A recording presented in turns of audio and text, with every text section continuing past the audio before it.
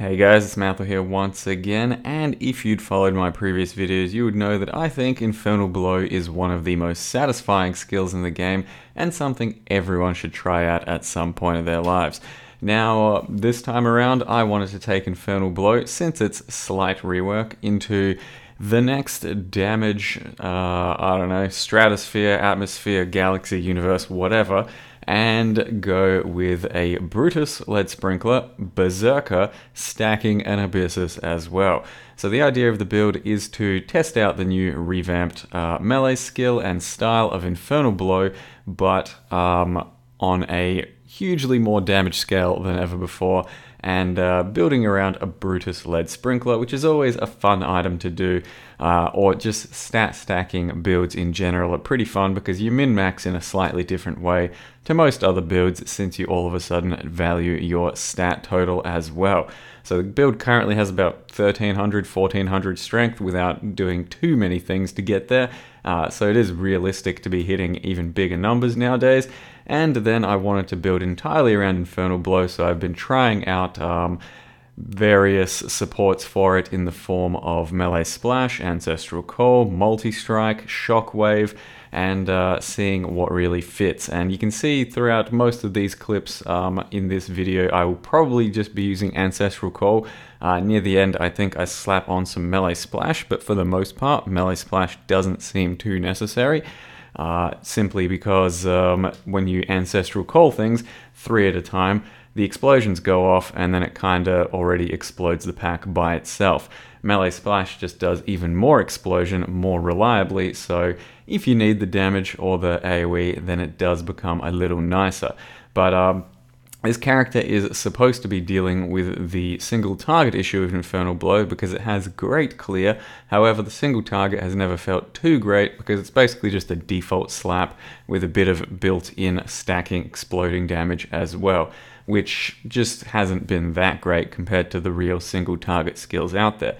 This character currently definitely has some single target. You could have seen one of those Legion bosses get actually one-shot a little earlier, and it should end up having anywhere from like 2 to 4 million single target damage, which is pretty great for an Infernal Blow character that's just running around punching things with a shield on as well.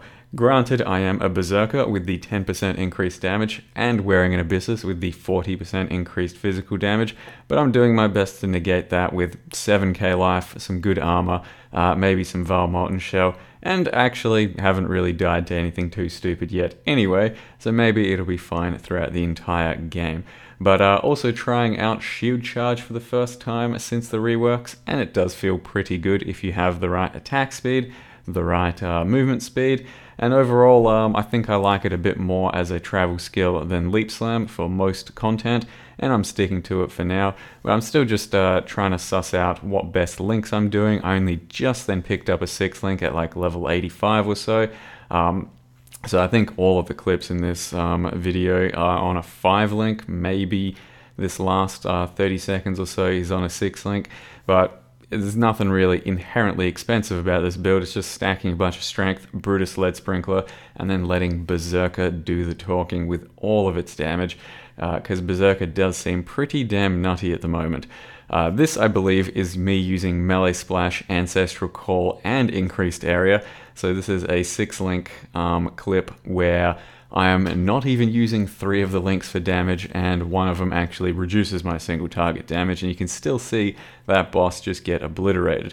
I will probably chuck in some Ancestral War Chief action, and ultimately I think it's going to have some really stupid damage, but it's also my first time using one of the new jewels, and I do want to go over that and show you what I've done with that so far.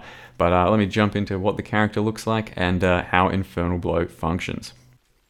So here is my character, a Void Forge, so not a Void Forge, but a Void Forge, because we're just kind of being a dickhead about the entire Void Forge situation and getting people to flip it, even though I'm not using it, lol.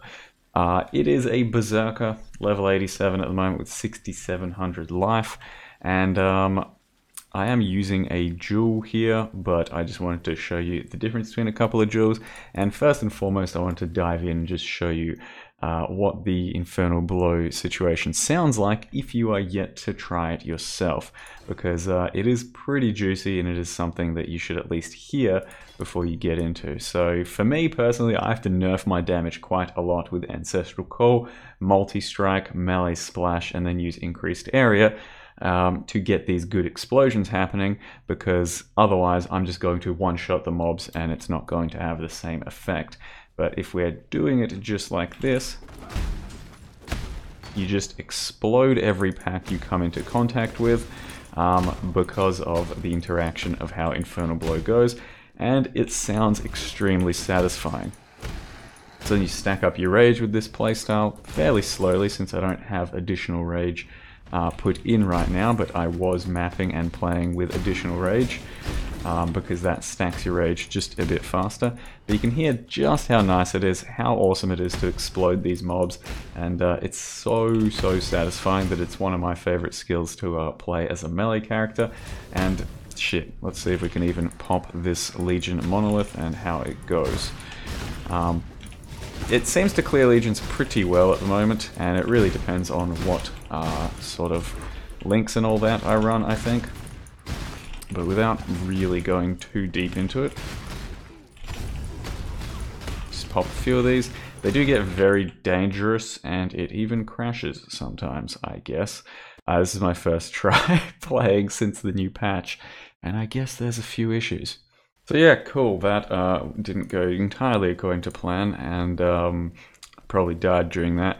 But Varmong Shell does help keep you alive very well against those sorts of things, because we do have a decent amount of armor at the moment.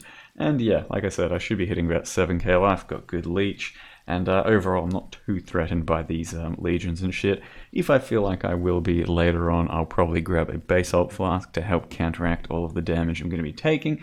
For the most part, the plan is to blow things up well before they have any sort of notion of touching you and doing any damage.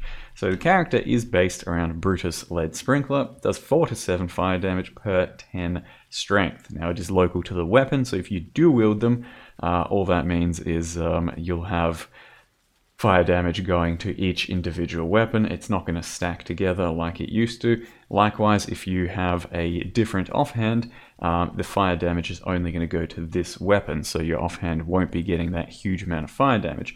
So if you're going to dual wield, it's purely for the attack speed and damage bonus, which is debatably worth it. It does feel a bit better dual wielding, but currently I'm running a shield just for more strength, life, and a bit of resist as well as armor. So we are based around that, and I do have close to, what, 1350 strength at the moment, I think. Chuck it in there, and we have 1349. Now, it's not too insane. I've gotten a decent amount of strength on most of my gear. Did manage to make a belt that has % attributes and strength with some chaos spam, some strength there, decent strength there. This doesn't have max strength. This isn't fully maxed out. And the amulet, while it does have a decent bit of strength, you can do a lot better on amulets for strength with % attributes as well. But this one serves my purpose just fine. And because we're stacking strength so much, you don't need all those really good life rolls, because strength gives you life and so much of it that the life rolls become less important. So crafted life in a lot of places is just fine, and nothing too serious to worry about. As well as that, managed to chaos spam the strength chest here too, which isn't anything special, but we did hit the 2 mods that we wanted, so some strength and % strength. And then mostly I wanted to talk a little bit about the jewels. So these jewels can be very interesting, and I've found 5 of them now, I think.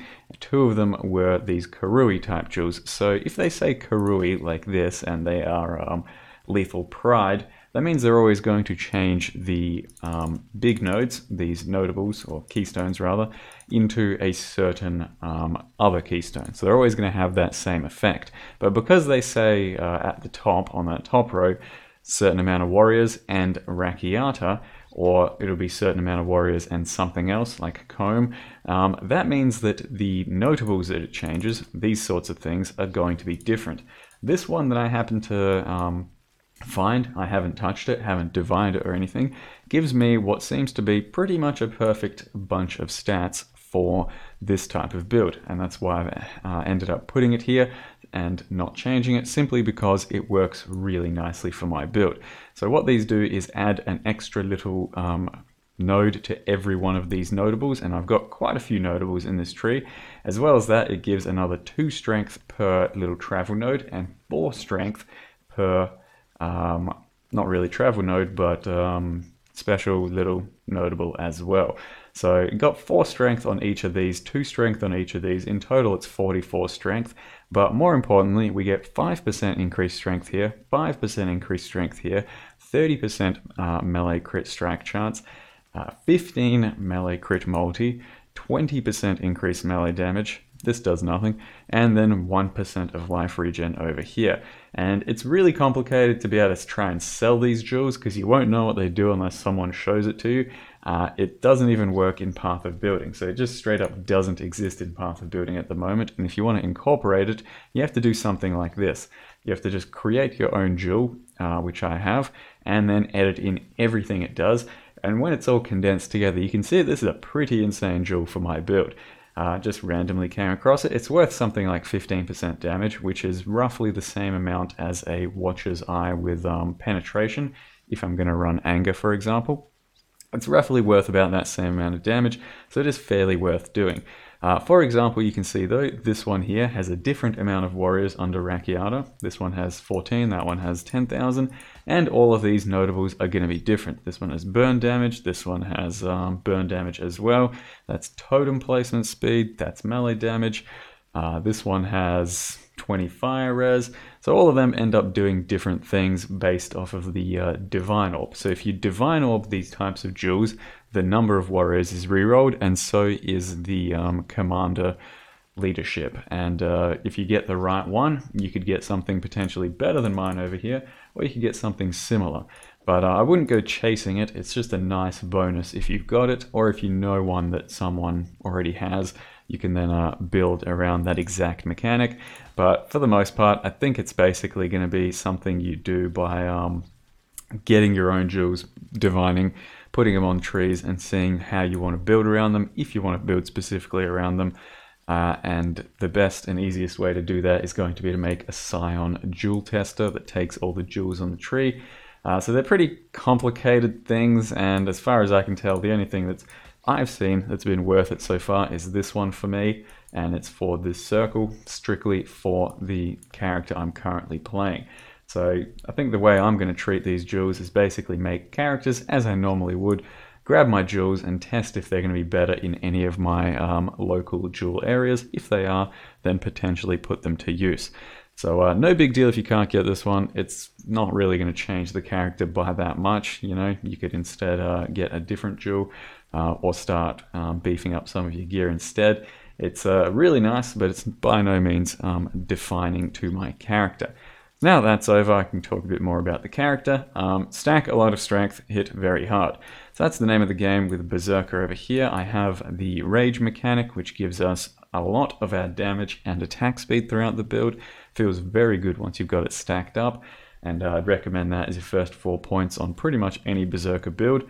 You then take the Leech over here, because it is kind of hard for my build to get Leech and Mana Leech, since I'm not going all the way over here. And then I took the damage over here for 40% more, which is quite a lot of more damage. I then stacked it with Abyssus, and I don't think this is necessary at all. You could instead dual wield, for example, and then have a helm that gives you a lot of strength and life, and that's basically going to have the same effect as not wearing the shield. And you should have a similar amount of damage dual wielding if you really don't want to use the Abyssus, but I'm going all out for the one-shots because it's a lot of extra crit multi and a bit of fizz. So I want to, you know, really one-shot enemies, and as well as that, get one-shot occasionally. So that's why I'm doing it, but I don't think you have to if you're really not comfortable with the playstyle. And then everything else is just stacking strength and trying to get a bit of life and damage at the same time. If you can get additional weapon range, it's going to feel very good. So I've just got 1 point there, and then also a level 21 Infernal Blow. As far as the links are concerned, my 6th link was increased area, and other than that I was playing with 5 reds and then just messing about with the right ones here or there. A lot of the time I was running something like this: Infernal Blow, Ancestral Call, early damage with attacks, rage support, just so I could stack my rage that much faster. And then multi-strike was a questionable one. I'd usually run Ruthless, and multi-strike didn't actually start feeling good until I had a bit more attack speed and wanted to clear slightly higher maps. So you can play around with it yourself quite commonly, quite often, and see what you like most. Because I often swap in multi-strike, I often swap in melee splash, I often swap out rage, and see what works best for what map and what playstyle. I don't think there's any right answer. Just a lot of the time, this will be my staple right here: Ruthless, early damage, Ancestral Call, Infernal Blow. And at this point, I'm probably going to be running melee splash almost all of the time like this, and then increased area so that my explosions are bigger. And when I want to go pure single target, I'll replace increased area for early focus. I'll then replace Ancestral Call, possibly for Fortify, and that should give us, well, if we have a look at our POB, currently 850 damage. Let's see, Infernal Blow. This is on the 4-link, and multi-strike doesn't count, so you can see this is 3-link damage right now. So if you incorporate multi-strike, it still doesn't count for damage, but you then have early focus and fortify, and multi-strike should be a bunch of like 40%, 50% more damage too.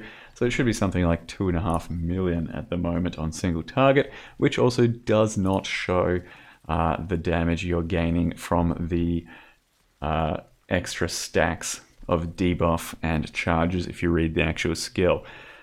So it should be a lot of single target in the end, and it should definitely work out fine for endgame bossing.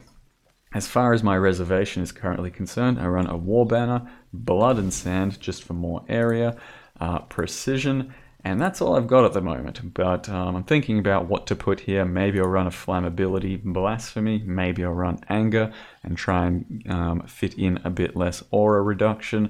So I can also use a Watcher's Eye mod. Maybe I'll do Arctic Armor just to negate some extra damage, but I'm not too sure what I'm doing with the rest of my mana yet. The character is still a work in progress. I will also replace Ancestral Protector for War Chief pretty soon, but currently just running Protector. And other than that, I'm trying out Shield Charge, trying out Leap Slam, really depends on the situation. Got faster attacks, Fortify, and then using Combustion, though I will put Combustion on the War Chief a little later on instead. But currently Combustion just serves to give us a bit of negative fire resist.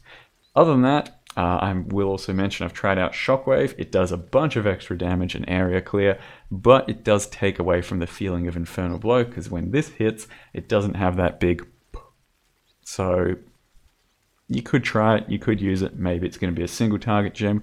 We'll have to wait and see. Still early days, only level 87, and I haven't taken on any endgame content. And lastly, I mentioned the only reason my fire is green is because of Cinder Swallow Urn. You don't have to run this thing. You could easily just run an Onslaught Flask rather, or something more defensive, but I'm enjoying this flask for the crit and the green flame, so I'm going to keep running it. And then make sure you get your Wise Oak with fire as your highest resist, so that you penetrate fire when you attack.